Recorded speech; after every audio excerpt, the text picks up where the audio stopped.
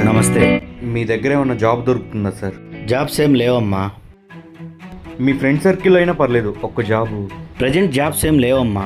ఇంతకు నువ్వేం చదువుకున్నావు? రష్యాలో ఎంబీబీఎస్ డిస్కంటిన్యూడ్ సార్. రష్యాలో ఎంబీబీఎస్ డిస్కంటిన్యూవా? మాది ఖమ్మం సార్. మా ఫాదర్ కిరాణా షాప్ ఉంది. కన్సల్టెన్సీ వాళ్ళ మాట విని రష్యాలో ఎంబీబీఎస్కి ఫీజు తక్కువ అని చెప్పారు సార్. ఫస్ట్ ఇయర్ ఒకటి కట్టుకుంటే చాలు, సెకండ్ ఇయర్ నుంచి గవర్నమెంటే ఫీజు ప్రొవైడ్ చేస్తుందని చెప్పారు సార్. గవర్నమెంట్ ఎటువంటి ఫీజు పే చేయలేదు సార్. అప్పు చేసి మా నాన్నగారే కట్టారు. థర్డ్ ఇయర్కి వచ్చేసరికి అప్పు ఇవ్వడానికి ఎవరూ ముందుకు రాలేదు సార్. అందుకే వచ్చేసాను.